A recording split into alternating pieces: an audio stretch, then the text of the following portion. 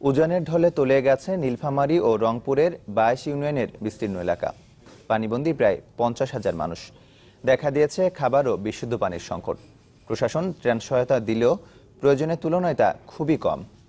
আশিকুর রহমানের তোলা ছবিতে নাজমুল ইসলাম নিশাতের রিপোর্ট। রংপুরের গঙ্গাচড়া উপজেলার গজঘণ্টা ইউনিয়নের গাউসিয়া বাজার। 3 দিন ধরে পানিবন্দী এই এলাকার 6 শতাধিক মানুষ। পানির চাপে ভেঙে গেছে অনেক রাস্তা, তলিয়ে গেছে বসতভিটা।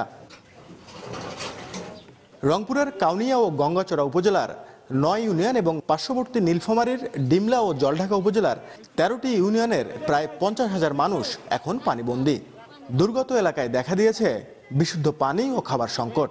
বাড়ির ভিতর 3 দিন থেকে পানি, খাওয়া দাওয়ার সমস্যা, রান্না বান্নার সমস্যা। আমরা রান্না বাড়া কিছু করি খাইতে পারছি না, উপবাস আছি, পেটে আমার দ্বারা যায় চল না। বন্যা কবলিত এলাকার মানুষের অভিযোগ, এখনো মেলেনি কোনো সরকারি সহায়তা। সরকারের অনুদান সরকারের লোকরা জন আসে না এখানে, বুঝছেন। যদিও লিম্বার চেয়ারম্যান আসে, আবার ওরা আসি দেখি যায়, কিছু বলেও না। না, আমরা এই পর্যন্ত কিছু পাইনি, খালি এইটুকু বলছে ব্যবস্থা নেবে। এই ব্যবস্থা এই পর্যন্ত নিতে আছে। রংপুর জেলা প্রশাসনের আশ্বাস, দুর্গত এলাকার তালিকা তৈরি করে ত্রাণ বিতরণের ব্যবস্থা করা হচ্ছে। কাউনিয়া উপজেলার 3টি গ্রাম যেটা চর এলাকা, ওখানে হাঁটু সমান পানি প্রবেশ করছে মর্মে ইউন আমাকে জানিয়েছেন।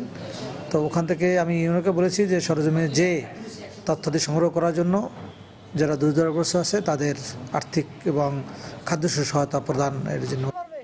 জেলা প্রশাসন সূত্রে জানা গেছে, নীলফামারী ও রংপুরের বন্যা কবলিত 22টি ইউনিয়নের মানুষের জন্য মাত্র 53 টন চাল এবং 1,40,000 টাকা বরাদ্দ দেওয়া হয়েছে, যা প্রয়োজনের তুলনায় খুবই সামান্য।